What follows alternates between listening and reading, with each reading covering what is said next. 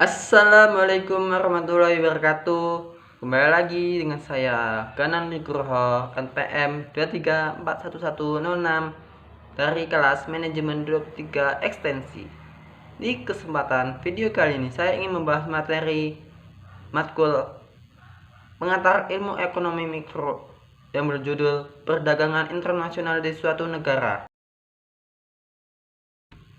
Pengertian perdagangan internasional. Perdagangan internasional adalah kegiatan transaksi dagang antara suatu negara dengan negara lain, baik mengenai barang maupun jasa, dan dilakukan melewati batas daerah suatu negara.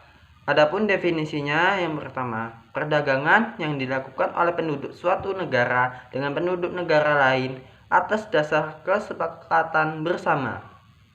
Yang kedua, perdagangan antara dua negara atau lebih yang saling menguntungkan.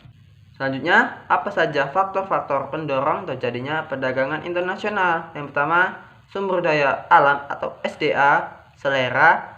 Yang ketiga, penghematan biaya produksi atau efisiensi. Yang keempat, tingkat teknologi. Faktor-faktor pendorong lainnya yaitu pertama, untuk memenuhi kebutuhan barang dan jasa dalam negeri. Yang kedua, keinginan memperoleh keuntungan dan meningkatkan pendapatan negara. Yang terakhir, adanya perbedaan kemampuan penguasaan ilmu pengetahuan dan teknologi dalam mengolah sumber daya ekonomi. Selanjutnya, ada faktor penghambat perdagangan internasional. Di suatu perdagangan pasti ada penghambat atau kendala di dalamnya, meskipun perdagangan internasional sudah ada sejak lama. Pada umumnya, ada beberapa penyebabnya. Di antaranya, yang pertama, nilai tukar yang berbeda. Yang kedua, kebijakan ekonomi internasional.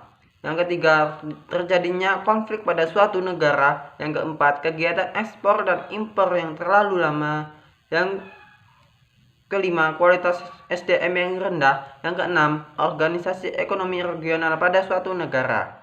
Selanjutnya, apa saja manfaat dalam perdagangan internasional?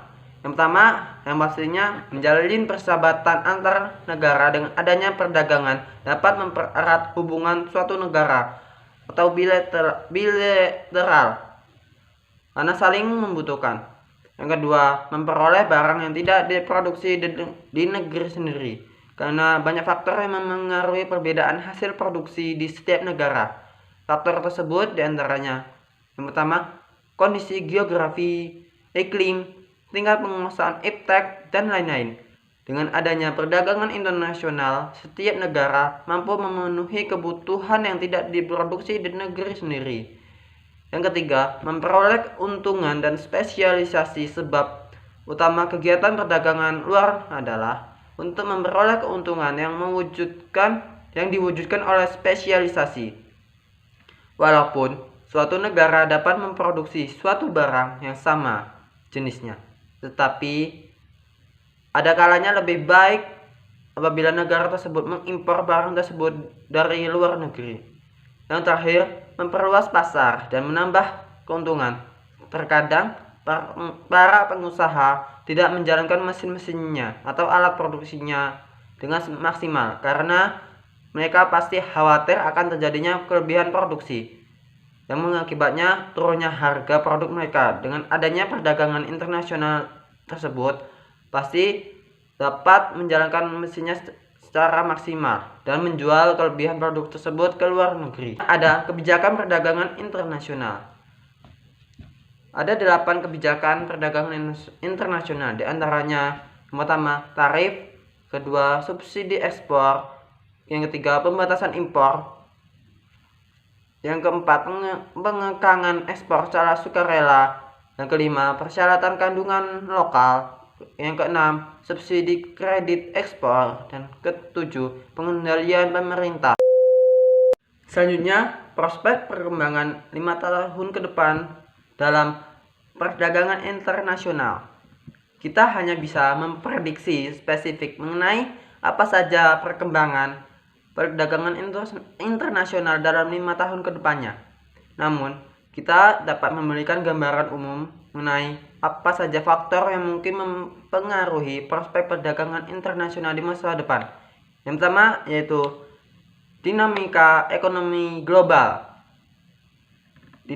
Perkembangan ekonomi global termasuk potensi resesi atau pertumbuhan ekonomi dapat memengaruhi permintaan dan penawaran di pasar internasional. Yang kedua, perkembangan teknologi. Inovasi teknologi baru dapat membuka peluang baru dan meningkatkan efisiensi dalam perdagangan internasional. Yang ketiga, perubahan kebijakan perdagangan. Perubahan kebijakan perdagangan termasuk perjanjian perdagangan baru atau modifikasi peraturan tarif dapat memengaruhi akses pasar. Yang keempat, perubahan geopolitik. Konflik geopolitik atau perubahan dalam hubungan internasional dapat memiliki dampak signifikan terhadap perdagangan internasional. Yang kelima, perubahan kebijakan lingkungan. Penekanan pada keberlanjutan dan perubahan iklim dapat memengaruhi jenis barang yang dimiliki. Yang keenam, adaptasi terhadap teknologi baru. Negara yang cepat beradaptasi dengan teknologi baru dan tren pasar memiliki potensi untuk mengalami pertumbuhan dalam perdagangan internasional. Demikian penjelasan dari saya mengenai perdagangan internasional dan apa saja prospek perkembangan perdagangan internasional untuk 5 tahun ke depan. Sekian dari saya. Wassalamualaikum warahmatullahi wabarakatuh.